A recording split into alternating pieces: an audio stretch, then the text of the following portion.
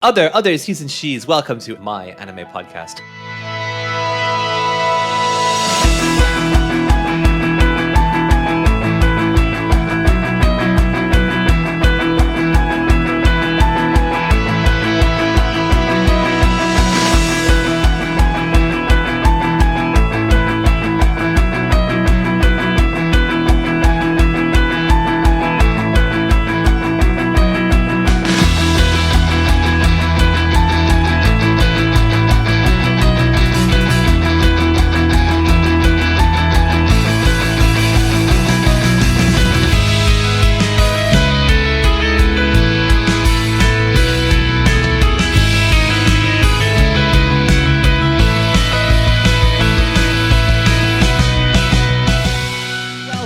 Welcome all to this latest edition of my anime podcast. It's been a while. It's been a long while, but 2020 did not, in fact, finish us off. We've managed to make it through the year that was, and we are here to reflect on the year that was as we go through the Crunchyroll Anime Award nominations for 2021. Even though the world felt like it was going to fall off at some points, anime continued to produce, and we are here to discuss the best of 2020, I guess. And we will do that through the filter of the Crunchyroll Anime Awards. Of course, it is a Crunchyroll Anime Award nomination, so if nobody is happy, I'm sure there'll be lots of complaining and soapbox standing coming. But with all good podcast endeavors, you cannot do it alone, so I've summoned up the bat signal, sent it into the night sky, and have been joined by my two favorite people in the anime world, Taka of the Golden Fang. Hey, I'm back. And Narraku. What's up, Weebelows? Now, it's been a long time, and we will address that in the next episode because we are recording multiple episodes today. And by multiple, I mean two. So what we are going to do, without further to-do, is we're going to hop into the awards, and we will discuss the year that was through those award categories. So, hopping right in, we start off with Best Comedy. I will read off the nominations for this first one. Keep Your Hands Off Izokuden. Kaguya-sama Love is War Season 2. My Next Life as a Villainess. All Roads Lead to Doom. Sleepy Princess in the Demon Castle. Kakushigoto. The Misfit of Demon King Academy. There are our nominations. I feel like this is one of the less versed categories for the group, but we'll see. Maybe somebody of you will surprise me.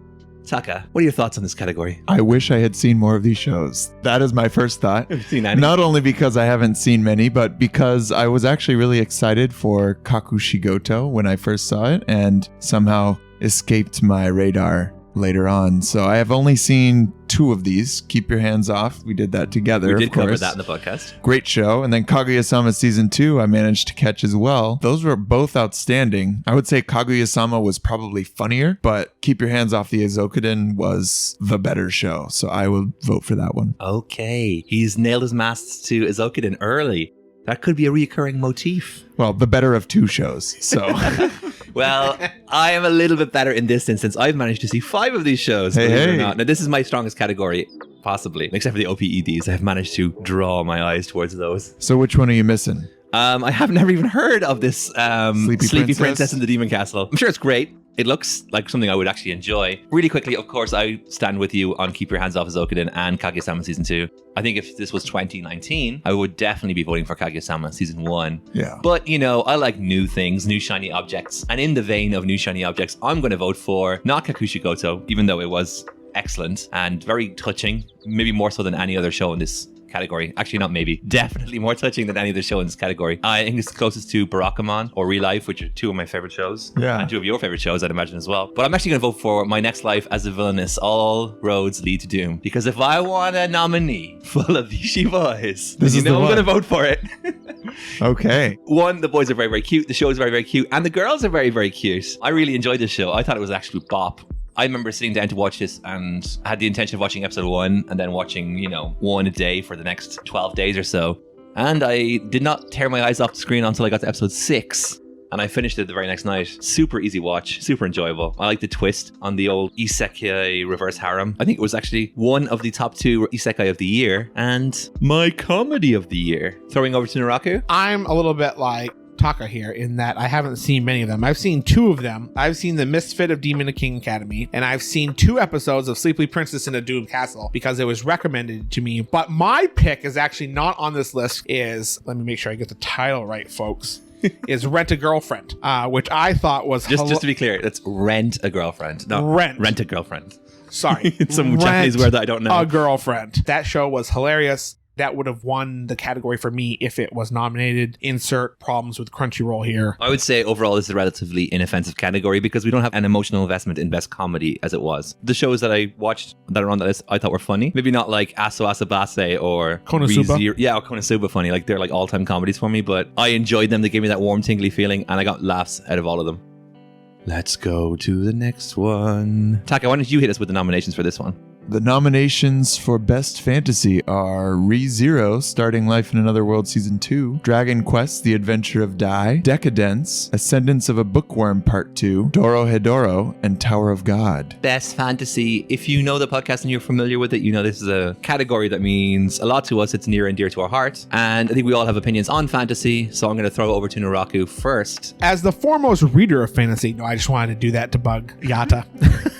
Hey. No, really? You didn't get a mention? You're gonna have a mention there? How many books you read this year? All right. Save that for the next podcast. Sure. I've seen 4 of these shows. And I have to say that even though I liked to various degrees all 4 of them, I saw Decadence, Ascendance of the Bookworm Part 2, Dorohedoro, and Tower of God. The one that I enjoyed the most is Ascendance of the Bookworm Part 2. It builds out the world in incredible new ways. It has a well thought out system. Each one had things I liked about it. I thought Decadence had an interesting idea. Tower of God was a very interesting setup. Dorohedoro is not only an interesting setup, but interesting world to some degree and good characters, but I still have to give it to Ascendance of the Bookworm. Okay, so for anyone triggered out there that he threw away a few syllables, Dorohedoro? Dorohedoro. Sorry. It's me. If you've ever listened to the podcast, I never complete. You throw out too many and we got a whole different show. Oh, right? that is Dororo. true. Doro. Yeah. I've managed to catch small peepers on 4 as well. Of the 4, I enjoyed all of them, and I'm actually going to go for part 2 of Ascendance of a Bookworm as well. Yay! I think you can make a strong case for any of these nominations. Like, they all brought something. They probably brought more than Ascendance of a Bookworm, but I enjoyed Ascendance of a Bookworm Part 2 more than those shows. I think it actually might have been worthy of an Anime of the Year nomination this time around. I thought Season 1 was excellent. I thought Season 2 was actually a step up, and it thematically is quite similar to starting my life over again as a villainess, or whatever it's called. My next life as a villainess. I found both of those shows very similar, and I like that positive agency that both mine and Carolina had. And I liked the end, how they kind of actually brought attention in, and there's like, you know, factionalism and some potential roadblocks for her in the future going forward. So I think Season 3 might even surpass Season 2 if they play their cards right. And I trust that they will, because both seasons have been exceptional so far. And it's my Isekai of the Year. It's not a category, but that would be my Isekai of the Year. And Taka, take us home. Well, I wish I could round out the group and say that I've seen The Adventure of Dai, because I did plan on seeing that and no one else I remember had. you but said that. I have not. Unfortunately, I'm only picking up 2 of these shows, so I can only really weigh in on those, although they're all on my to-watch list. We watched Decadence for the Together, show, we and did. that was an experience. Was. Biggest Definitely. twist in the first 2 episodes ever. If biggest twist was one, I think Decadence would win that category. Without for a sure. doubt. Attack on Titan is over here saying like, really? Oh, come really? on. But I don't know. Attack on Titan's twists came and went many times Yeah, already. there's so many. Yeah, you were prepared for it. It's like a boa Yeah. constrictor. There's just twist upon twist. Anyways, I'm Who do you going. think the real enemy is? I did enjoy Decadence, but as far as providing a world, a fantasy world that I really wanted to dig into and learn more about, I gotta give it to Tower of God. We had our fun with that one as well. And it was fun. It was so much fun, and I just kept wanting to know more and wanting more information and wanting to like really experience this creatively done world that I thought was unique and new for me. And that's coming from anime, where there's always something creative and new. And this just had that X factor that I couldn't quite put my finger on, and it kept me wanting to come back. So I would vote for Tower of God. And that shows that we are not biased against Crunchyroll. Tower of God was a Crunchyroll original, and That that's it something we'll was? see a lot of going forward as we move into our next category. Shade. It wasn't meant to be, I promise. Best Drama, Fruit Basket Season 2, Great Pretender. I always say The Great Pretender. I don't know why, but I do. Just like the Led Zeppelins, I guess. Japan Sings 2020, Sing Yesterday for Me, Beastars, and Somali and the Forest Spirit. So I'm going to throw to Taka on this occasion. What are your thoughts on drama? So there's one of these that I don't think should be on here. Oh, here And we it's go. not Beastars because it came out in 2019. We're starting a trend that from now until the end of this award show is going to come back again and again, and that is that Beastars is highly present, and I love Beastars. I don't think Japan Sinks 2020 should even be on this list. It was a bit of a disappointment in many respects. It was definitely a drama. It's not that it's in the wrong category. I just felt like it was a big letdown from a studio that I've come to expect great things from, especially coming after Devilman and after Ezokuden and other things from Yuasa. You just get your expectations so high, and I felt like Japan Sinks. It stunk. It stinks. And Japan Stinks 2020. Japan Stinks 2020, but I'm a little bit offended by that one. I haven't really seen Somali or Fruits Basket Season 2. I quite enjoyed Sing Yesterday for Me and Great Pretender. Those were both standout series for me from this year, but Beastars was one of my favorite series that I have seen, period. So, surprise, surprise, it's getting the win here. I agree with you, actually. I think Beastars is the strongest on the list. However, for the sake of diversity, I'm actually going to throw my vote to Sing Yesterday for Me. Okay. I know the show was a letdown for a lot of people. It had a lot of promise in the beginning and then kind of tailed off, or people weren't happy with the conclusion. I would always say that the heart is inconsistent and inconsistent decisions are just a part of humanity. And I read that as a positive, the ending, not a negative. Also, Haru is very adorable. She's very cute. I feel like she should be on there for Best Girl. And but we're getting there.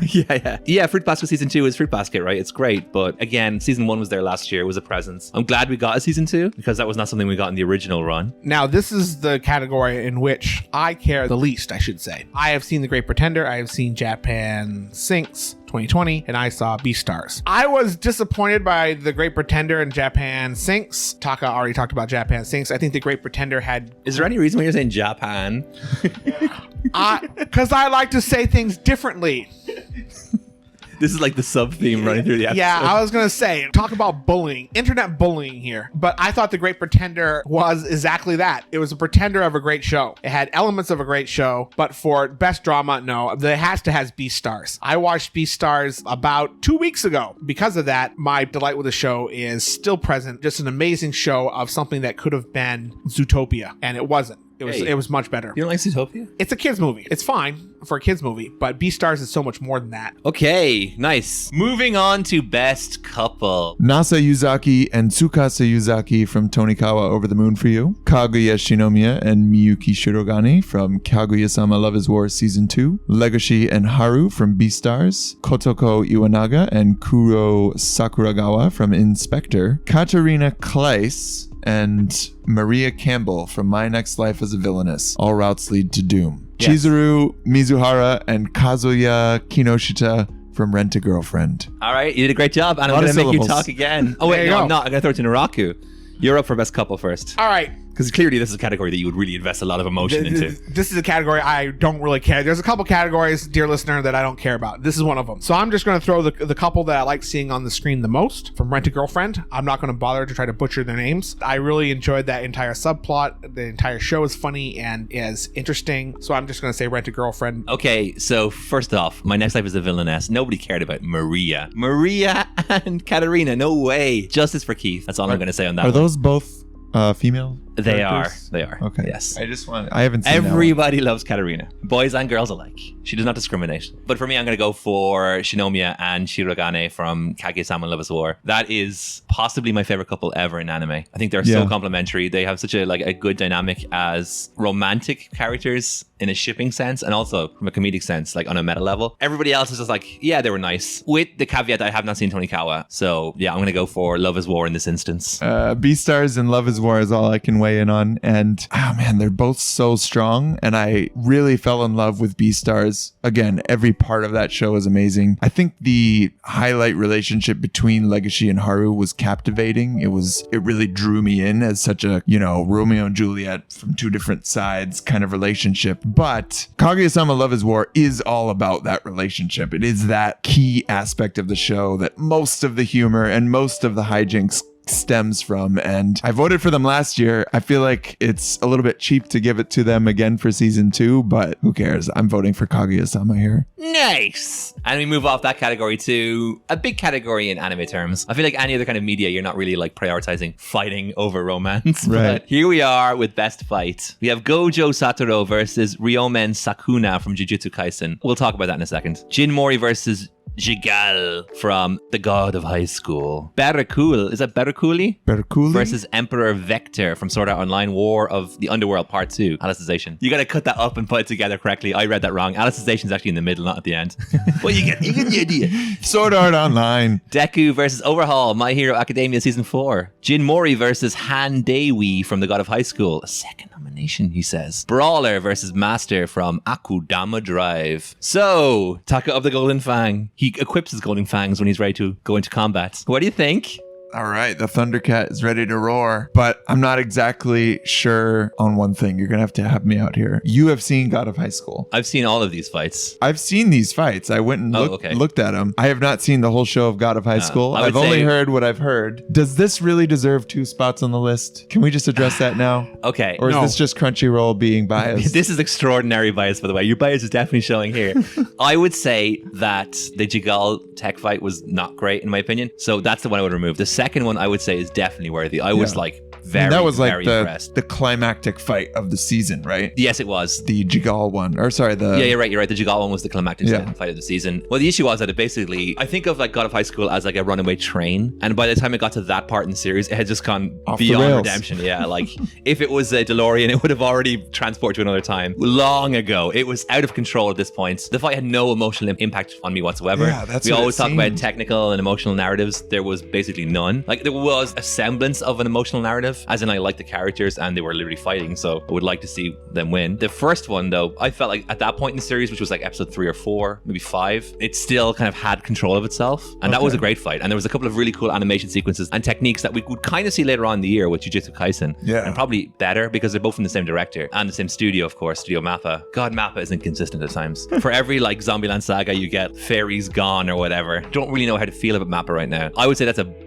BS nomination personally, the Jigal nomination. In fact, I'm going to say Brawler versus Master in Akudama Drive. I really, really liked Akudama Drive. I thought it was great, but there's no way. That's the best fight from the show. No way. You literally have Faith Grand Order, Absolute, Demonic Front, Babylonia nominated in other categories. If you're going to throw a fight in, one of those Sakuga fests surely would have made the cut. Yeah. Surely. I looked up this Brawler versus Master fight. It didn't seem too spectacular. Akudama Drive, in terms of animation, is not spectacular. Yeah. I don't think. Like, I'm not visually, even it's just very talking beautiful. about animation. I just didn't feel an impact from that fight. I mean, it seemed like it could have been cool if I'd known a lot about the characters and maybe I was super invested. Well, But that's another issue, because at that point in the series, I feel like the characters hadn't really seeped themselves in. I kind of like equate the show to something like The Terminator, where it starts off 100 miles an hour and you don't really have a sense of the characters until later on. The first half of the season is just like wall-to-wall action, kind of like Mad Max style. And then as the show progresses later on, it gets more introverted and more insular and more like thoughtful. So at that point in the series though, we were kind of at the point where it was about to topple over and there was going to be some emotional resonance, but it hadn't really occurred yet. And also, I just never really cared about Brawler or Master for that matter. I wouldn't say that's anywhere near worthy of a nomination. well, thank you for providing some context, because just seeing these fight scenes out of context is very hard to judge sometimes because of that emotional narrative, right? If they can carry that punch, that emotional punch, as well as that awesome Sakuga, then that makes the fight scene. I usually have a lot more to say about the fight scenes, but unfortunately, I haven't seen The God of High School in its entirety, and I haven't seen Akudama Drive, and I haven't seen Sword Art Online. So watching those fights out of context, I was like,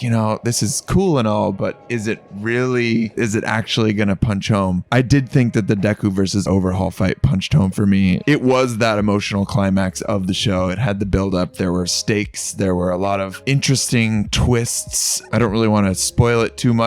They had kind of an interesting technical aspect where Deku's able to kind of go Super Saiyan in a sense where he's never been able to do that. And so it broke boundaries in that show and also had me kind of on the edge of my emotional seat waiting to see what would happen and who would survive. That being said, I really thought that the animation from the Jin Mori versus Han Dewi fight was phenomenal. Probably better than anything out of My Hero Academia. There was a moment where they hit so hard that the animation style changed into like calligraphy style, And I just loved that. It was a work of art. It was beyond the show itself. I haven't seen the whole show, so I don't know exactly if that fight meant what it seemed to mean from the amount of animation and the amount of work that was obviously put behind it. But that one just kind of blew my socks off from an animation standpoint. Unfortunately, Gojo versus Sukuna, I don't understand if that's a mistake. Yeah, I feel like this has to be a mistake. Surely they're talking about the fight scene from episode 7 when Gojo reveals his power. And he goes into like his infinite domain or whatever. Because not only was it amazing, like from a visual perspective, the man was dropping bars. Remember that line he had when faced with infinite choices? It's ironic that you can't make any. Yeah. You know, I thought that was like, oh man, what a bar. Hit him with the philosophy punch. And that was a cool fight. This lasted like 20 seconds in episode 2. Yeah, you're talking about like... It was like one little spin move and that was it. Now, I thought it was a phenomenal sequence. It was. But in terms of like, Goto literally just showed up, right? For like 10% of this fight, or maybe 20% of this fight, he's literally sitting on his ass eating mochi. Now, assuming it's a mistake, because this is riddled with mistakes, this whole nomination categories. I'm talking like legitimate mistakes, not like whole award show. Yeah, no, I'm not talking about like they should have nominated this. No, there's like typos, there's missing shows here and there. Yeah, like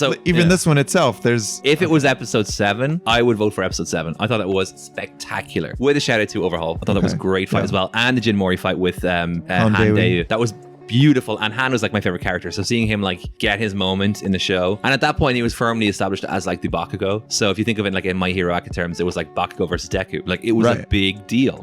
And it seemed like it was because they had the flashbacks to like work in why we should care and why these characters were going at it. Hell, since we're throwing out effusive praise and stuff, the Sword Art Online fight was incredible visually. Yeah, it was. Oh my goodness, myself and Narraku watched that again last night, and everything about that fight is amazing. The sound design and analyzation is incredible. The animation was just unlike everything else, which ironically enough this year you could say for a lot of shows. Yeah. So I'm just going to throw it to Jujutsu Kaisen under the caveat that I believe I'm voting for episode 7 for Volcano Head versus Goto. I don't know even what Volcano Head's name is, honestly, but he was a Volcano Head to me. He basically got mopped up after that episode. I mean, that was incredible. They managed to save his head for some soccer. And I'll say it right. Football. He's got a set of beautiful blue eyes. Oh yeah. That was outrageous. Because you always think of like the ultimate reveal yourself to be a handsome boy was Kakashi. Yeah. When he finally revealed his face after like several hundred episodes. But Jesus, Goto, another white-haired fox, just coming through with the big very blue much eyes. the Kakashi of this show. Yes. Narraku, thoughts? Okay, I haven't seen many of these. I've seen them on YouTube. If this is the Kaizen fight from episode 7, then I'll give it. If it's not, then this entire category is a waste of my time. Okay. Savage. I don't know. I'm on the other side because I was just torn between 3 of those fights. I realized I don't think I actually made a vote, so I'm just gonna... Oh yeah, sorry. I'm just gonna abstain. When it comes down to it, I'll probably end up giving it to My Hero just because that's the one that I actually saw all the way to completion. And if it is in fact episode 2 that they are nominating for best fight, I'm gonna have a dirty protest and smear shit all over Naraku's walls. So deal with that. Walls. We are recording in Naraku's place. That's why I would do it here. Okay. We're gonna go all the way over.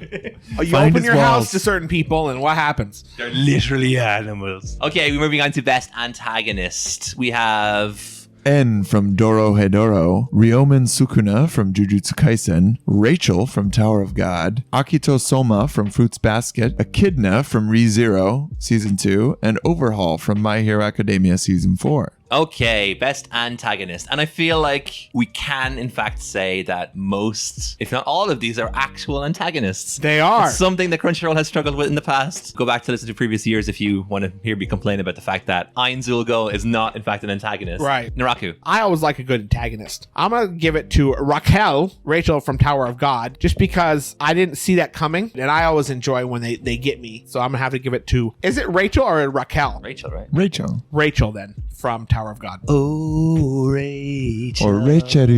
You really got the power over me. So, in that spirit, I am going to vote for Akito Soma from Fruits Basket Season 2. I hate Akito so much. So much. So much. And the fact that that person ends up with who they do kills me. I don't want to spoil anything. Such a weapon. That's colloquialism that we use in Ireland for somebody who's just a weapon, like an absolute see you next Tuesday. So I'm going to vote for them. Everybody else, I think Rachel is... Overhaul actually was very charismatic. He might be my favorite villain from My Hero Academia. Big shout out to him. And I thought the performance of the VA who did Overhaul was incredible. Such a magnetic performance. Yeah, Rachel was obviously horrible, but I didn't hate her as much as the internet did. Like, God, if any character got a backlash, it had to be Rachel. Like, I was like worried there for a while. Like, come on, calm down. It's a fictional character. I'm just not sure that Ryomen Sukuna is worthy of being selected. Oh, here. How? I can see how he's an antagonist, but best antagonist? I don't even think he's the best antagonist from that show. I don't even think he's an antagonist, I mean, honestly. when your antagonist is also the mechanical explanation for the main character's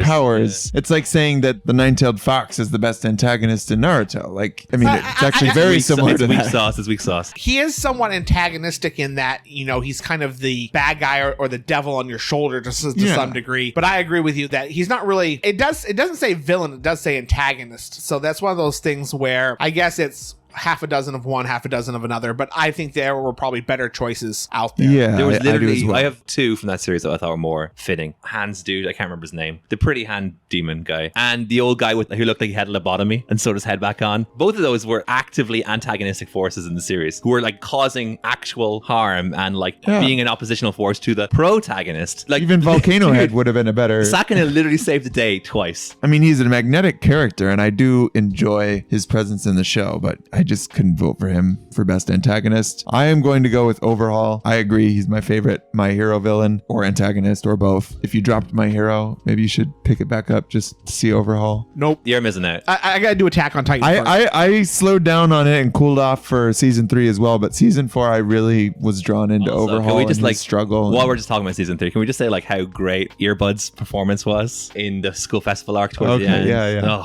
loved it. I've always had a soft spot for those emo girls. Jiro, her name is Jiro. Right. Yeah. So I'm giving it to Overhaul. Best protagonist, Natsume from Decadence. Katarina Claes, my next life as a villainess. All roads lead to doom. Yuji Itadori from Jujutsu Kaisen. Anos Voldegod from the Misfit of Demon Academy. Shoya Hinata from Haikyuu to the top. Taka. Yes, they've literally got 5. Show me the picture, I'll figure it out. It's Midori from Izokuden. Randomly wedged in here in the voting category, but not the nomination category. Crunchyroll, you're dropping the ball. You're killing us. So the actual nominees are Natsume from Decadence, Katarina Claes from My Next Life as a Villainess, Yuji Itadori from Jujutsu Kaisen, Anos Voldegod from the Misfit of Demon King Academy, blah, blah, blah, blah, blah. Midori Asakusa from Keep Your Hands Off Izokuden, and Shoyo Hinata from Haikyuu. Shoyo Hinata. Yeah, this one's actually a little difficult for me. I haven't seen Next Life as a Villainess or Misfit of Demon Academy. I have seen the other ones, and honestly, none of these protagonists really do it for me. I'm gonna have to sit and tune in later with maybe an off the nominee choice. But I love Midori from Izokuden, but I just felt like the group as a whole was the protagonist more than just Midori as by herself. Like they were such a team and it was such a team effort. She was probably my favorite character off this list. I do like Yuji Itadori. I just feel like at this point in the series, he's not deep enough and fleshed out enough as a character for me to really be like rooting for him and behind him. And if anything, he's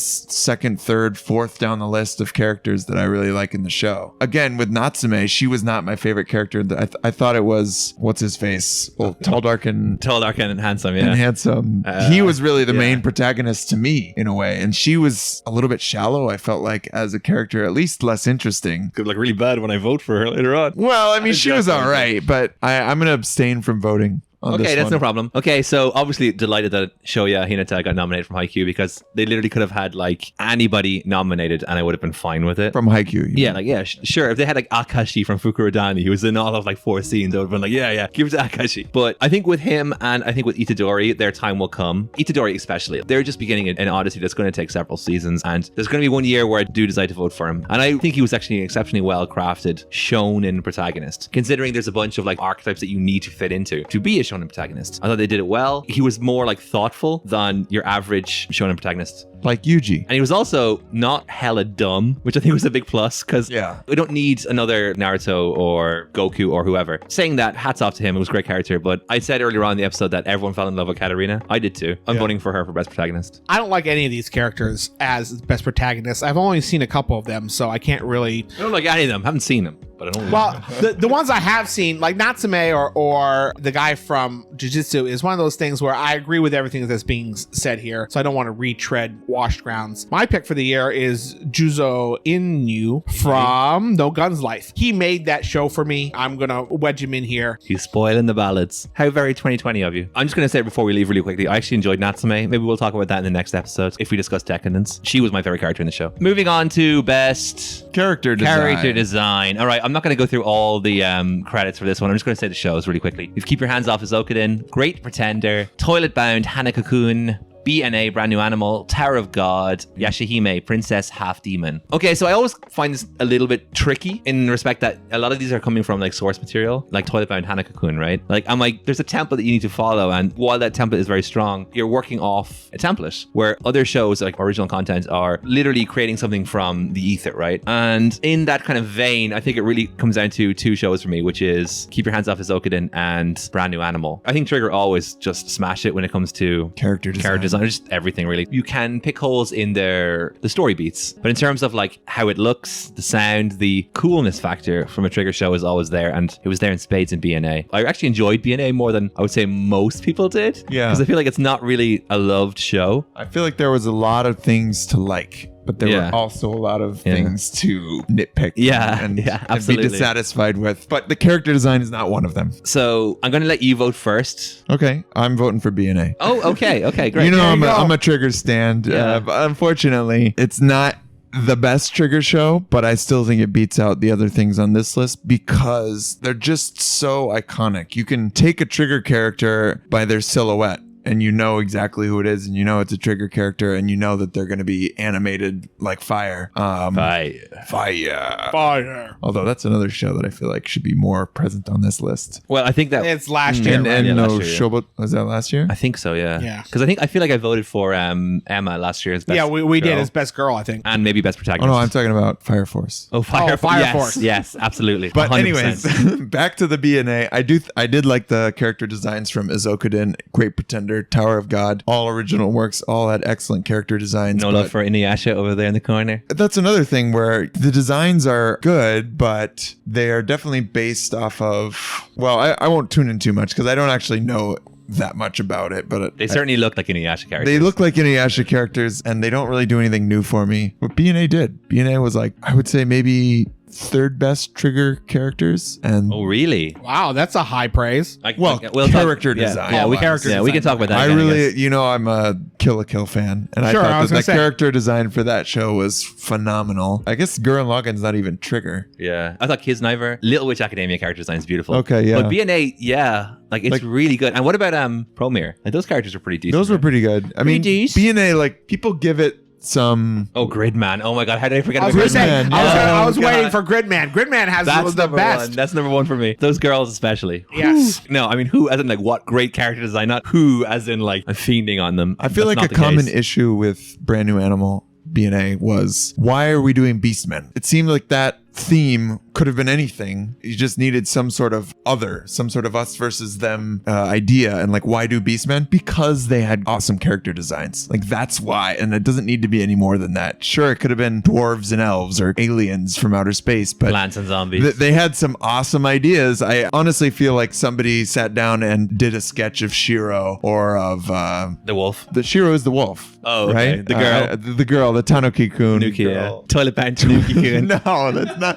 That's Hanako-kun. Somebody made an awesome kick-ass character design, and they just rolled with it, and that's totally fine. When Trigger shows look good, they do what Trigger does, and it ticks a lot of boxes for me. All right. This is perfect, actually, you picking that one. So I'll just pick the other choice, which was probably Isukoden. Yeah. Same thing, silhouettes. They are very unique. Science Arrow did a great job as always. This is the success story for Yuasa this year, I think. I think this might be my favorite thing he's ever done. I'd have to think about it though, because then you have that moment of like, oh, but what about Devilman or Ping Pong? And the guy's an amazing director and amazing creative mind. And this was a great showcase of that. So yeah, I'm going to go with Isukoden, but shout out to BNA, which would have been my alternate pick if you chose Isukoden. And for Narraku? Of course, I'm not going to agree with these two guys. These fools, these poor deluded fools. No, I'm stuck between two of them. I'm stuck between The Great Pretender and Tower of God. The thing I liked about Tower of God was it didn't have a anime feel. It did in some regards, but like I liked the fact that this is a new character design. Yata's talked a lot about, and I think it's very important to say that anime is growing beyond Japan with new talent, the Chinese and now the Koreans. And I think that's important to kind of I think those were important character designs to say that now we can look outside of the normal. Trigger's great. Bones is great. Like, I don't want to disregard, but I like the fact that we're expanding our kind of art palette.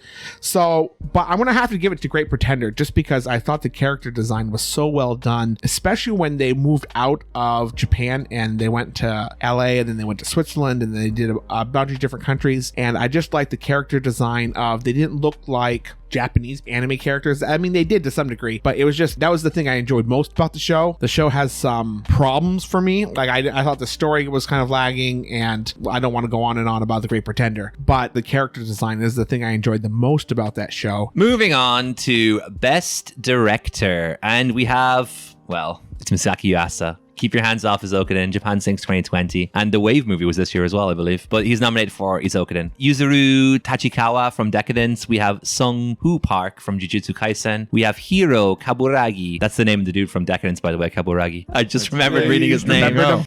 Great Pretender. We have Mamoru Hatakiyama from Kaguya-sama Love is War Season 2. And we have Takashi Sano from Tower of God. I say from, like they're in the show. We're going to start off with Narraku. I guess my thing is, we were having an off conversation about what... An off-mic conversation. An off-mic conversation about the differences between, isn't Best Director shouldn't be put together with Best Anime because you're responsible for the final product. But I'm going to put this more into the technical kind of aspect of it. That's why I'm going to give it to Takashi Sano from Tower of God, because I feel like that was a technical accomplishment that the others, while great, and I don't want to knock on any of them, and I actually don't think Tower of God is the best anime on this list. I think his technical and trying to do something from a webtoon, all the things that had to come with this, with also being a Crunchyroll sponsored one for the first ones, there's a lot of pressure on him to succeed, and I think that he did a pretty good job for something that could have really gone off the rails. So that's why I'm giving it to him this year. So for me, I think there's two shows where the directors actually like excelled. There was a lot of themselves in the product, and their handling of it felt like the only person who could have handled that show. Like, it would have been something radically different without them. I'm going to try and call Taka's nomination early. Not say it, but I think he's going to vote for something, so I'm going to vote for the other thing. I'm going to vote for... Nice. Just because I feel like they're both worthy. I can't vote for two, right? So I'm going to choose Sung Hoo Park from Jujutsu Kaisen. I thought he did an amazing job in Tower of God, considering how badly his hands are tied with the fact that he had to cover so many things. That show was responsible for 3 or 4 moments of the year for me. The drum sequence in episode 9 was incredible. The Dayu fight was great. There was things I'd literally never seen before in anime. And then I go into Jujutsu Kaisen, which is more rounded. It's much more polished. There's literally no faults I have with that show. I think it's spectacular. And the animation team deserves a lot of credit for that. But the man at the helm is the one I get to vote for. So I'll vote for Sung Hoo Park, because my God, that show is great from a technical perspective. As much as that show riffs off of all of the shonen work that's come before it in like very obvious ways, you know, character archetypes and even like the pacing, the beats of the story and whatnot, I do feel like it is evolving the genre in a way that I haven't really seen. Like, you know, My Hero is a very new iteration, but it still felt like that classic old shonen. Whereas I felt like, just from a tonal point of view, Jujutsu Kaisen was doing something new, and I gotta give him credit for that as well. But I think you called right. I'm going with Yuasa for Keep Your Hands Off Izokaden. I keep saying Izokaden, it's Izoken. I think that's me rubbing off on you. Keep Your Hands Off the Motion Picture Club. Motion Pictures Club, which was really the Animation Club. And this whole show was almost a masturbatory work for Yuasa, as you could just see how much he loves his medium. Him having the chance to do his Yuasa thing with his flair and his creativity, then his kind of zigging where everyone else zags. It was a spectacular thing to see him cover a topic that was obviously so dear to him. And I don't think anyone else could have done this show. They would have done it and it would have been a completely different show. And, you know, and there have been other shows that were love letters to the medium of animation. And this was so different than those other things. This was something that I think it stands alone as far as technical feats of media. It does for its medium something that I don't think any other show this year did. And we'll come back to that later when we get to the best anime of the year. But for directors especially, Yuasa gets the nod for me. I was hoping that's what you're going to pick. Well, hoping. Don't your votes cancel each other out? So rather than like supporting each other, you're like canceling each other out. Well, no, because which means my vote wins. We're having our cake and eating it. That's what's happening right now. I'm happy with either one, but I agree with you. I think the show, for having a show that's so openly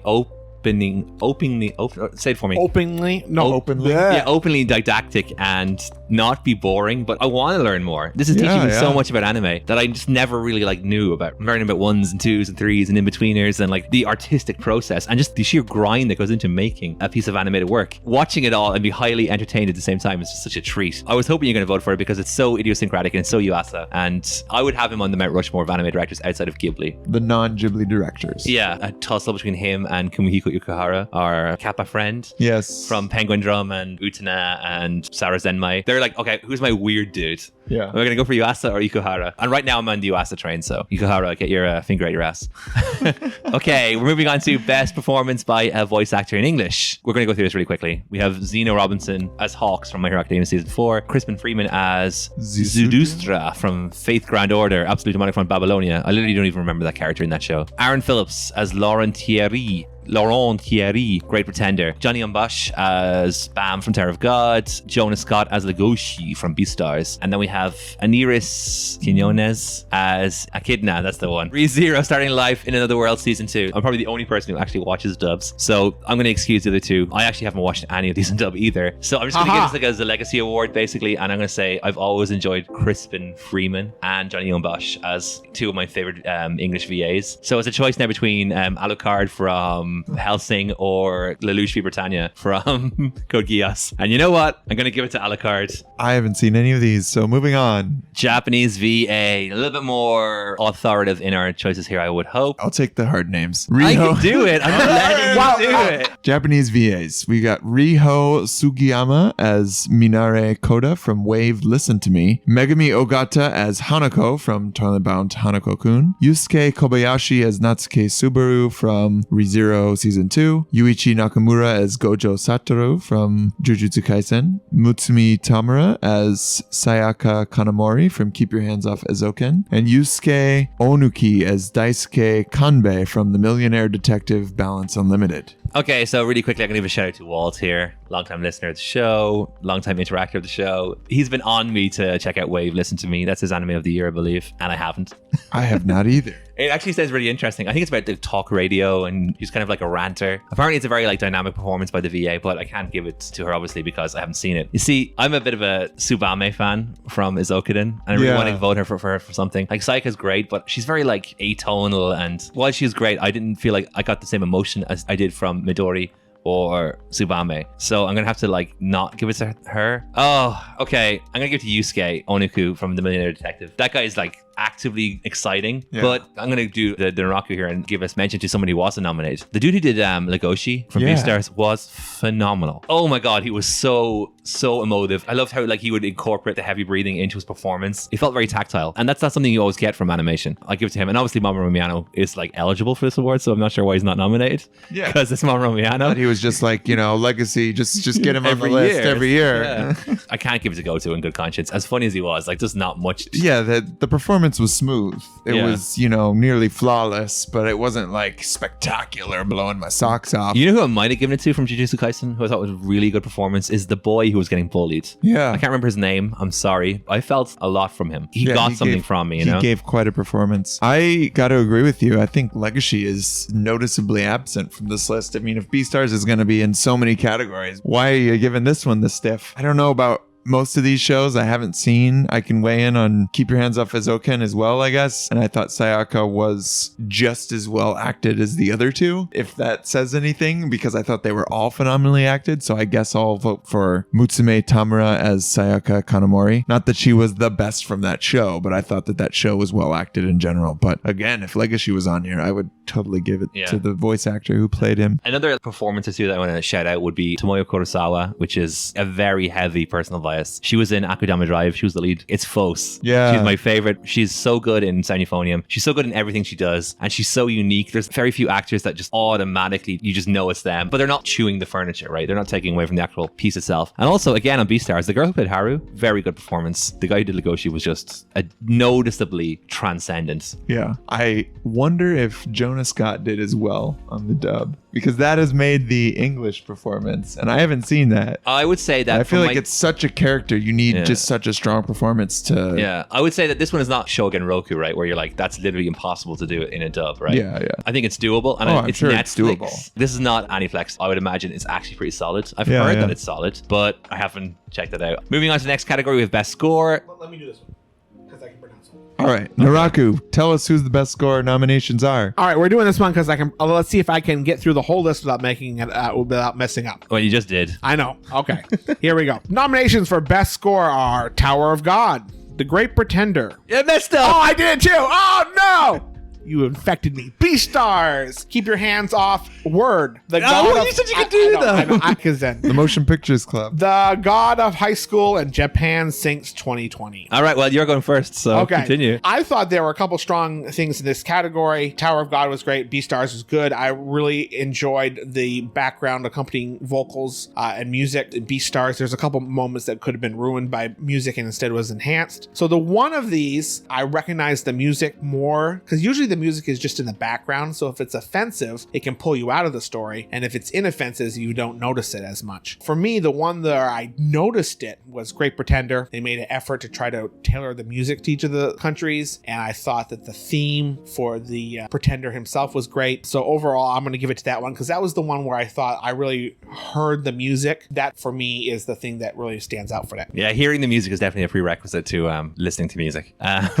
So that was brilliant, man. Well, you just said I heard the music. I was like, yes, you did. Okay, so special shout out to Kevin Penkin for Tower of God. We've been a fan of him on the podcast since we heard his work on Made in Abyss. It was incredible. Tower of God was exceptional, but for me, this category is the easiest category of the year. It's Beastars.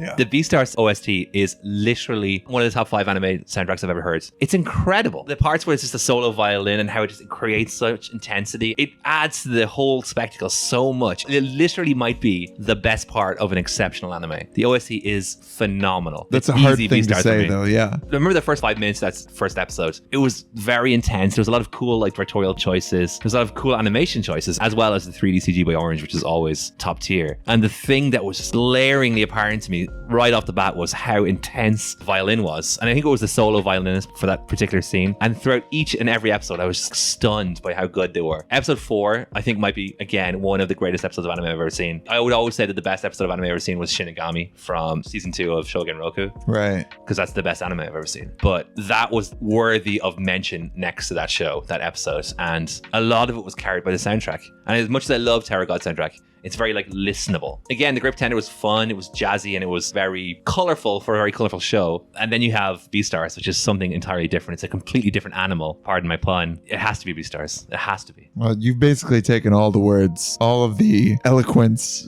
that I had warmed up over here, and you did it before I could spit it out. So I'll just say Beastars, and we can move on because I was also going to give a nod to Kevin Penkin. I thought Tower God was great. I thought Made in Abyss was slightly better. Yeah, it was. It was. I would and agree. He did a great job of adding to that show because I feel like Tower of God would have been actively worse without that soundtrack. But Beastars, such a well-rounded show. And like you said, the soundtrack did a big number, pulled a lot of weight for that show, even though everything else was so spectacular. It might literally be Best Boy.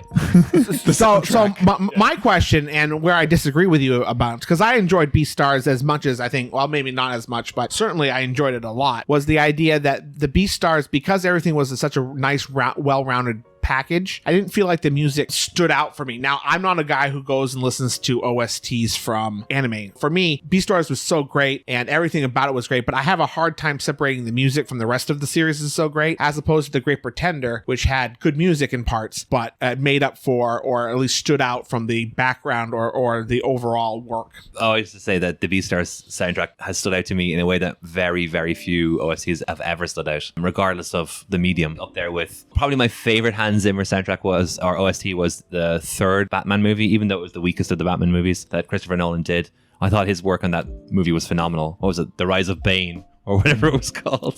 I thought Begin Gladiator Strikes was Again. better, but No, that's a bit too flowery for my liking. I want a bit more like intensity, and that's why the Beastars one is so intense. Yeah. Anyway, let's move on. Best girl, Sayaka should be Tsubame. Kanamori, keep your hands off Zokuden. Chizuru Mizuhara from Rented Girlfriend. Noi from Dorohedoro. Katarina Clace from My Next Life as a Villainess. All roads lead to doom. Abigail Jones from The Great Pretender. Kaguya Shinomiya from Kaguya-sama Love is War Season 2. Taka, take it away. Yeah, why is it Kanamori? I feel like she's not quite the best girl from that show. I feel like the most uncontroversial pick is Midori. Yeah, she's such a lovable little scamp. Yeah. You know, I mean, they're also lovable in their own way. Yeah. I haven't seen Rented Girlfriend or Dorohedoro or Katarina Clace. Abigail Jones. Is she even best girl in the show? Is she even best girl? I don't know. yeah, Like, she is. That red hair girl is awesome. Yeah, but Abigail was. Okay, well, it's not about It's not sexiest girl, it's best girl. Best girl for me. Because I'll say Abigail is very attractive. I will say that. Yeah. I guess I'll go with Kaguya. Just she's such a strong character. I think she was best girl last year as well, but for me at least. So Only one of these girls are on my Mount Rushmore of favorite best characters girls. on Mal. it's Kaguya. Only 10 spots. It's Kaguya. Of course it's Kaguya. Shinomiya she's one of my 10 favorite characters in anime ever. She's best girl in my heart. I'm best girl in the Yeah. awards. Okay, if you were to remove her from your list and the other ones, who would be your runner-up? Oh, Katarina Clace. Okay. Like, I think I voted for villainess in every category that's been nominated. My choice is Abigail is for me because she hits all my spots, but I'm not going to give it to her. I was going to say, if you vote for her, like, and you're like, I don't like But Great I'm not Pretender, gonna- but I'm No, no, voting for everything is nominated. Because she would win sexiest girl, but the category is not sexiest girl. Category is best girl. And best girl has to go to Mizu from Rent a Girlfriend. She has a personality. I mean, not that Abigail didn't, but she has just a great personality and she handles a very rough situation very well. And she really makes that show. She's my best girl. Do you know who I feel like would have been a good nomination here? And I know you guys don't like her as much as I do, but Natsume from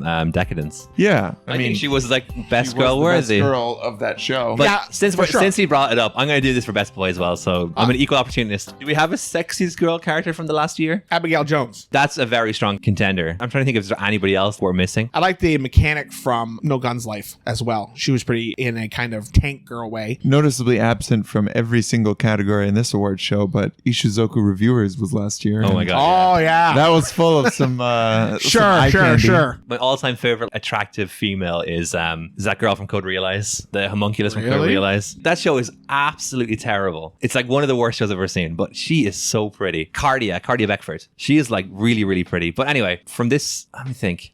Literally cannot think of a sexy girl. I cannot think of a sexy girl. Like what's wrong with me? I'm literally a red-blooded male. And you know the worst thing is I have like 5 sexiest boys in my head ready to go. Ready to fire off. Raging. Here we go. So let's just do boys then, I guess. All right, moving on. Best boys. We've got Kamen from Dorohedoro. He's the crocodile. Yeah, I was assuming. Yeah, Gojo Satoru from Jujutsu Kaisen. So sexy. Kun from Tower of God. So sexy. Legacy from Beastars. Sexy wolf. Anos Voldegode from Misfit of Demon King Academy. He's a good looking And guy. Shoyo from Haikyuu. Okay. He's very best boy. He's getting thick as well in the shoulders. And But this is not sexiest boy. This is best boy. yeah, the best boy. Okay, and Rocky, you're up first. Okay, throw me into the deep end. Legoshi is probably the best character on the list, but I have a hard time giving best boy to him because 3 or 4 of these people aren't actually boys. I guess male, but not human males. Is that a prerequisite? I don't know.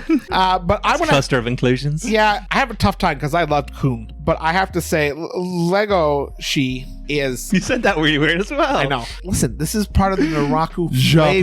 that you get a. Japan. Anyway, he's definitely the best character. Versus Kun, who is my guy I would buy the plushie of. One of those two. I'd probably vote for. I would definitely go for a Legacy plushie. Yeah, I'd probably go for a Legacy furry. just because that series was better. As much as I love Kun, wasn't as well-rounded character. So If I want a list full of best boys, I don't care how well rounded they are as characters.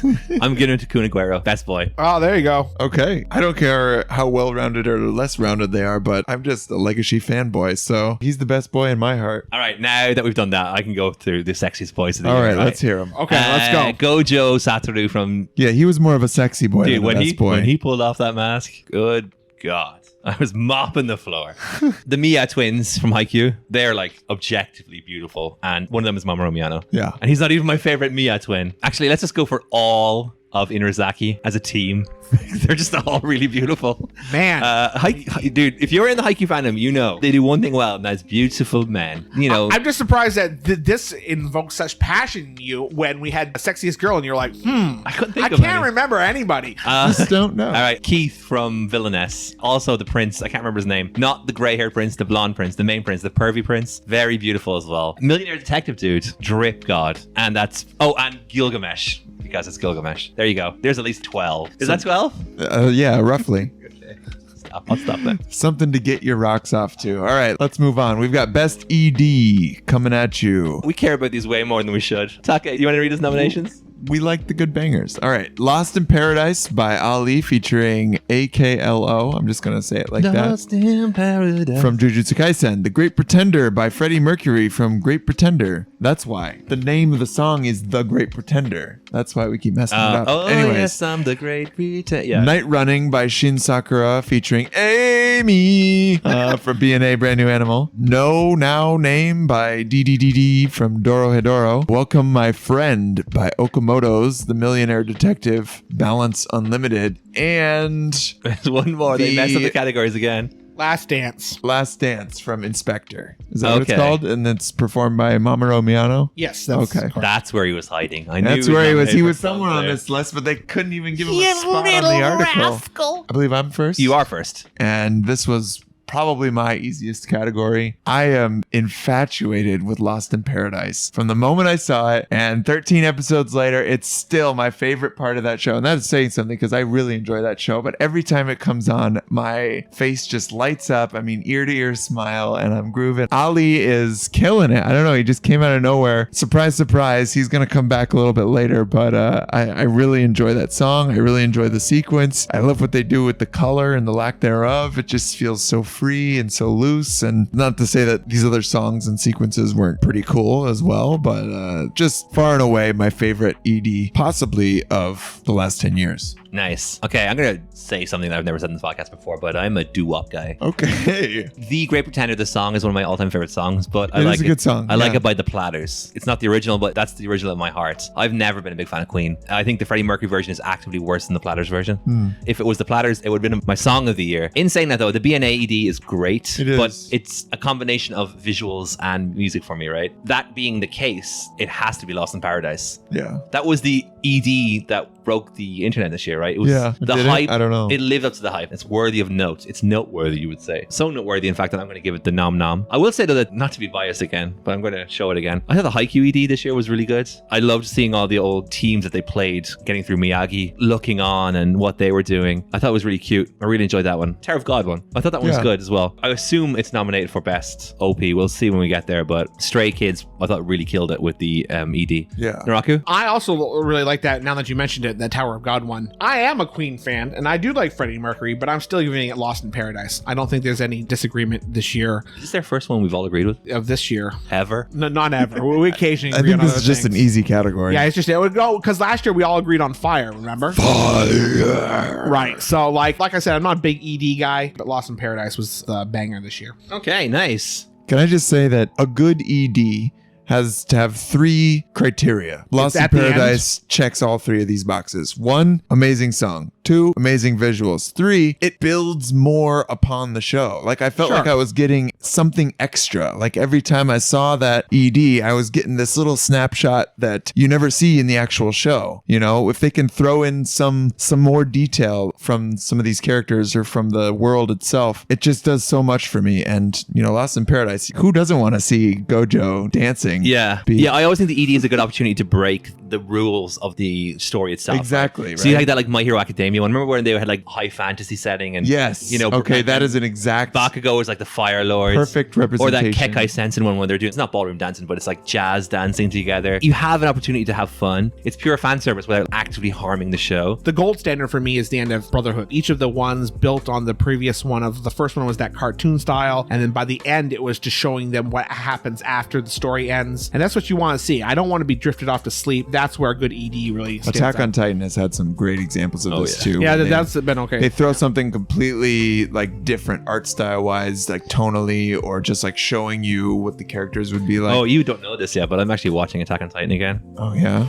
Ooh, And boy, it's so I've good. got some high hopes for the new season that I haven't been catching up with. People who watch this on YouTube will have seen Aaron Yeager's season 4 Rock Hard Abs in the intro video to this episode. So All right. there you go. Best opening sequence: Easy Breezy by Kelmiko, Keep Your Hands Off, The Motion Picture Club. Kai Kai Kitan by Eve, Jujutsu Kaisen. Wild Side by Ali from Beastars. GP by Yutaka Yamada, Great Pretender. Daddy Daddy Do. These names, dude. Daddy Daddy Do by Masayuki Suzuki, Kaguya-sama, Love is War. Daddy Daddy Do. And Phoenix by Burnout Syndrome, Haikyuu to the top. Narraku, you're first? I think we're all gonna maybe agree on this one. I'm just gonna say it right now. It's the best of the songs. Wild Side by Ali for Beastars. It's just the best, and that's all I can say. I am very confident that we're not all going to agree. Because Okay, when you well- said we're all going to agree, I thought you were going to say something else. Oh, okay. So anyway, that was my favorite of all of these. Even though Tower of God's not in here again, and I really enjoyed that. That should have been nominated. OP This is as well. the chance for Crunchyroll to literally show their bias, and you have like all the K-pop stans who would have clearly voted for it, and I would have been totally fine with Stray Kids winning. Yeah. Yeah. That I song would have is too. great. It is. But you know what else is great? Every song on this list. I'm on the record saying that I never liked any opening songs from Haikyuu except for this one now. I really, really enjoyed it. It's so rare that you get like a good shonen OP. Unless it's Naruto, of course, where there's like 3 in 30 OPs. I'm gonna stand up for Bleach here. Bleach had some good ones too. Going through it, Easy Breezy. That's the group that I actually went out of my way to find and listen to their other music. Eve, see, this is the visual winner, right? It looks the best. And I love the fact that it changed every time. And the one in episode 13 was really, really cool where they included, actually, let's not get into spoilers. Great Pretender is very like idiosyncratic. It's very cool. It reminds me of Cowboy Bebop, which is never a bad thing. I felt like Kaguya-sama was great, but I felt it was very much another version of season 1's. Yeah, that's the one where I think there could be a better nomination. That's probably where I would have put Stray Kids. Yeah. And Beastars one was exceptional as well. In saying that though, I'm actually going to go for Easy Breezy. I think it's the best song, or it's the song I enjoy the most, and the visuals are great. Excellent visuals and tracks all down the board here. Maybe, like I said, Daddy Daddy Do not being the outlier there for me, and that it was just fine. Thought Phoenix was a good track. I thought that the visuals were just very, not bog standard, but just For standard. Haikyuu though, yeah. For like Haikyuu or any shonen, you got your things splayed across the scene. All the characters make their appearance and they get their little time in the spotlight. Wild Side though, I mean, you talk about doing something different and doing something new, and they've already got this phenomenal art style to the show. I thought it was just almost overachieving to do such an exceptionally animated OP in such a way. Like, I just loved the stop motion kind of feel to it, loved the song. And again, it was kind of doing what I said I liked in EDs, where it just added something else, some more characterization to the characters, which are already so well developed and fleshed out, even just for a 12 episoder. So I really liked Wild Side. I thought it did more for the show than any of these other ones did for their show, respectively. And that's, again, saying a lot because Beastars has so many things going for it. I love Eve. I loved the song and the visuals for Jujutsu Kaisen. I think had Wild Side not been on the list, that would probably be my go-to, with Easy Breezy coming in a close second. Like what you said about Great Pretender, I enjoyed the music and I thought the visuals were great. What a stacked list this is. And I could throw on like another 4 at least. Yeah. I'm gonna give a shout out to the God of High School one. I thought it was really good. I know a lot of people hate it. I thought it was really good. It's very like in your face and bombastic and polarizing. Actually, I thought Black Clover had a really good OP they this did, year, actually. right? That was one that dope. was missing for me. And I'm like never gonna be like, yo, Black Clover, like that needs to be on the list. But that one was super good. It was like something black. Yeah, it was something black, yeah. Just the tonality of it and how like it was shot in that super wide cinematic aspect ratio. And the song was good too. A lot of good fire OPs this year. We must be getting close to the end now. We're almost there. 2 more. Best animation. All right. Izoken, Keep Your Hands Off the Motion Picture Club is nominated again. The God of High School is nominated. Great Pretender, Jujutsu Kaisen, Princess Connect Connect, Redive, and Beastars. Wow. Pretty strong list. I actually would have got rid of Princess Connect and I would have put Princess Principal. That Not Princess seems like Principal. Crunchyroll showing they're biased. What's that one? This Lily whole Bouquet? award show is presented by Princess Connect Redive. I don't know what that really means, but I guess it means that they get a free slot into the best You animation. just bought yourself a nomination. Yeah, I can't remember what it's called, but it's like Lily Bouquet or something like that. It came out in the fall. Yeah. We spoke about it during the preview show. That animation was incredible. But yeah, this category is I haven't had the pleasure of finishing Fire Force, but I feel like that should have made the list too, Yeah, just of based course. off what I've seen Studio so far. Studio Dave. Dave. Dave on weekends. I would also put on this list, I would have probably taken off Princess Connect 2 and put on the Bleach spin-off movies about the girls in London. I forget Burn the what it's Witch. called. Burn the Witch. I really enjoyed the animation in that. Okay, here's one that's probably going to surprise you. Pokemon Twilight The Wing. Twilight Wings. My Oh man. God, that was so well animated. You know, I think this is a good point for us to talk about. I think that Crunchyroll made the conscious decision to exclude films and shorts and all of that. Like these are all just have you seasonal seen, have you anime. seen, I think it's called Pura Pari, the haven't seen 3-minute short. It's on YouTube. I'll probably link it in the episode notes. That's an original independent animation, and it was so beautiful and so unique. The music was great as well. I know it's not related to animation, Right. but this year was incredible for animation. And like there was some Incredible. stuff in China that was coming out that was redonkulous as well. And I guess best animation is the category where the higher budgets of films and the smaller runtime of shorts comes into play. Like they can really throw their money at the animation. Yeah, the last couple episodes of Haikyuu were incredible. This is a weird one because 2020 was such a bad year for like everything, and that includes staff, people going Yeah. to work. And that affected Haikyuu most notably for me, but it affected like the summer season just from the sheer amount of shows that got postponed or the choppy animation in certain places. In saying that though, there were so many like high point moments of like Sakuga, like short out line alicization, for example, right? That was incredibly well animated. So this category is kind of tough for me because I always think, am I thinking of like the whole thing, or am I thinking about those moments where they went, yeah, here you go. This is what we can do. You know what I mean? If it's a here's what we can do moment of those nominations, I would give it to Jujutsu Kaisen. They had all the best young animators, not all the best, a lot of the best young animators working on it. There was a lot of cutting edge things, and there was like several sequences that were just new to me. And then you have Beastars. I felt like it was great, but was it necessarily greater than, we'll say, Land of the Lustrous? It was, but not enough that I would give it my animation of the year. I thought The Great Pretender looked very good, but I wouldn't say it was like exceptionally well animated. I would say the art was great. Keep Your Hands Off the Motion Picture Club was incredibly well animated. Yes. And it was also kinda very had to unique. be, but yeah. Yeah. And then The God of High School, where I would say that if Moments. you're really gonna You're talking look about for those moments. moments, that one fight that I've already mentioned where they went into the calligraphy style and just the drum fight one was incredible. Actually, there was a lot of good animation in that one. In saying that though, it's Jujutsu Kaisen for me. Yeah. The battle splashy big shonens always get the great animation, and this is the biggest show of the year, and it's the biggest shonen of the year, and it had the best wall-to-wall animation. And I'm not even talking about like how amazing episode 1 was and like how well they animated horror. We don't see that monster style or like those very expressive horrific faces. What was it, I want to say episode 11, where the bully was getting his just desserts, I'll say. I'm trying to not spoil it, and it extreme close up onto his face, and it was so expressive and well animated as he was twitching and his eyes were bulging. Like that's not even top 20 in terms of the amazing animated moments from the year. When they went into like, I don't know what you call it, the reality world, the reality crystals that they create, you know, when they went into the demon world, the dimensions, each one of those was so amazingly handled. Like I couldn't even pick the best one. 2 the force of animation. Yeah, Jujutsu Kaisen was really breaking new ground, I feel like, for the medium. And that's saying a lot, considering all these other things here and just how much some of them reached for the stars and made it. Especially Like, Princess Connect, right? Like, right, I mean, like, that was a close second for everybody, I'm course. sure. Redive, come on. It looks great. Just This haven't is like, seen it. I guess maybe the one category where I'm not going to give it to Beastars because I felt like the animation was not the best part of that show. It was super strong and it didn't fail in any regard. I don't think it reached quite as much as some of these other shows. And when you see a show like Jujutsu Kaisen or even The God of High School, and those were on my radar before I'd seen them because of the animation. Check out this Sakuga. They delivered. So I'm actually going to fall in line with Jujutsu Kaisen. We're going to get a three-peat because I'm also going to give it Jujutsu Kaisen because it's the best of all of them. I mean, Pretender had a nice art style, and God of High School I thought had moments, but it was built upon, I felt, by the director in Kaisen. All right. The big one. Anime of the year, AOTY. Keep Your Hands Off the Motion Picture Club. Jujutsu Kaisen. Dorohedoro. Great Pretender. Appare Ranman. Why? Beastars! Yeah, there's one that stands out.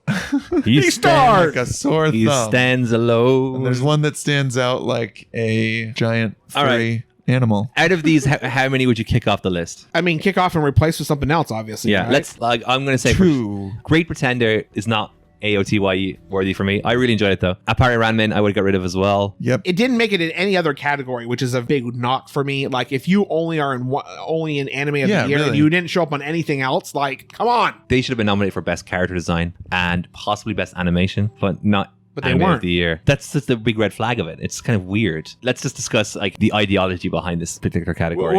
Before we do ideology, do we want to do final votes first, or No, then? I want to do the ideology first because it's going to affect the final vote. So I think you can take this two ways, and we've been on the record about discussing this before. Let's use last year as an example. Is it the best anime of the year, or is it the anime that defined the year in question? So last year, we'd say the best anime of the year, I think uncontroversially would have been Vinland Saga. Yeah. But the anime of the year was Demon Slayer in terms of like the cultural impact, right? Yeah. So I tend to go with the anime that meant the most to the year that was. And because of that, I'm voting for Jujutsu Kaisen. It's the biggest anime of the year. It's the most popular anime of the year. It's very, very good. If you had to watch one anime and be plugged into the culture, we'll say, it's Jujutsu Kaisen. Now, do I think it's the best anime of the year? Actually, I would give it to Keep Your Hands Off the Motion Picture Club as a slight winner in terms of overall quality. That would be my best anime of the year. But the one I would vote for in this category as the most important one and the anime which owns 2020, it's Jujutsu Kaisen. Well, the anime that owns my heart is Beastars. I tend to take this one a little bit more personally. I would agree that Jujutsu Kaisen is the impact award of the year, definitely the Demon Slayer of 2020. And it's probably going to win this category, let's be honest. It's been showing up again and again, and it is probably on more radars than any of these other shows. And I don't think Beastars really defined the year. I think it hit so early, and like I watched it a year ago, you know, like very early in 2020, and it felt like 3 years ago at this point because of what a year it's Been a long year. There's a disconnect there between Beastars and 2020 when I think of anime. But I tend to see this as what was my anime of the year, my personal favorite anime of the year, the one that impacted my life the most, and that was Beastars. I would put it down as the most important anime versus the best anime, because there's a difference. Or the most impactful anime. It's just like you have TV shows. Like for this year, if you want to say the most impactful TV show outside of anime, you'd probably say The Mandalorian. Maybe there'd be some other things, but that's probably would be the one that would be hit the most in the cultural zeitgeist, I guess, especially in my geekdom circles. Was it the best? No, I think The Expanse is probably the best. I think you're right. If you liked Kaizen, I liked Kaizen. I'm not saying you should not like it. I'm just saying that Beastars is a better story and a better overall anime. It hits you more emotionally. It's a more intellectual show. Beastars was the best. Of all the anime I watched. Is there anything that's not on the list that you would like to just like shout out? Because I think we're going to talk about it on the next episode anyway, stuff that we enjoyed from the year. But it's also going to be a free form discussion, so we don't know really where it's going to go. So if you want to throw out a couple of special mentions, like I don't, as a rule, like to put in sequels for anime of the year. Bearing that in mind, I would think that Bookworm Season 2 could have had a shout as one of the better anime of the year. I think Kakushigoto was definitely worthy of an anime of the year nod. I would have had it over a couple of shows on this list. That's a siren in the background. Whatever. We've been going that long at this point. I thought Haikyuu Season 4 was really good. I mean, Akudama Drive I thought was great as well. Like, I don't think it was a great year for anime. Like the halcyon days of 2017, 2018, and even 2016. Or even when we 2019. first started. Yeah, 2019 was very good. I think 2015, 16, and 17 were extraordinary. What a couple of years. We started in 2017. Our first episodes were talking about the anime of 2016, Erased and Shogun Roku and shows like that. So looking back at this year that was, I don't think it was an amazing year on the top end, but I think it was a very solid year across the year. Anyone else want to shout a show, or are we happy to? I'm pretty happy with these, other than Appare Ranman. I think just wasn't on the cultural radar as much as the rest of these. Like, I mean, even Dorohedoro, there was like this hype behind it before it came out. I mean, Great Pretender maybe doesn't really deserve its spot, but I also thought that was a bit of a placeholder for just like the standout Netflix show that wasn't Beastars, you know, like because those tend to happen a lot. And I think the first one that won was Devilman a couple years ago. Probably. Yeah, that got nominated a lot. I don't know if it won necessarily, but it was definitely like a presence. I think it was my anime of the year. I mean, But anyways. What year was that? 2018? I think so. Place yeah. for the universe time. yeah, I think Dorohedoro was one of those ones that Doro. I thought it was a solid show. It just wasn't the best. Like, I'm actually surprised that My Hero didn't make it on the list because from what I hear, it was the stronger some of the seasons. And I know how weighted that show is a little bit toward the fandom. Yeah, but you know how weighted these categories have been against My Hero Academia. It's not really point to talk about it now. It's been a thing we've discussed, but the fact that you started out as a popularity contest and then got angry the most popular show would win. Either the Academy takes it or it's a fan vote. You can't have your cake and eat it. And the fact that they're like, get the popularity, the fan vote, and have the voice of the people, but actively like minimalize their voice year upon year, and this year more so than any other year. I think the split now has gone down to 20% for the fans. It's absurd, but there's no way the awards panel are going to give us the satisfaction of voting for My Hero Academia in any of the categories outside of like the ones that you couldn't really ignore. In saying it though, it's the same with any show. I don't want season 2s and 3s and 4s in my anime of the year. I feel like this is a new ground award. As much as I love Haikyuu, I don't think season 4 should be on here. And as much as I love Fire Force, it shouldn't be on here either because they had their moment, right? And it's time for like these new shows and these new recommendations to come along. And that's why I'm going to give it to Jujutsu Kaisen, because I can't use the excuse that it will be nominated again in the future, because I don't think it will, or I don't think it should. It's had its moments. And we've had our moments. This is a long one, but it was a lot of fun. I hope you enjoyed it. We'll be back pretty soon. We're not going anywhere, breaking the wall, to just have a little natter about the state of affairs in 2020. So, fair listeners, I shall say to you, goodbye. Love you. Goodbye. Squirrel!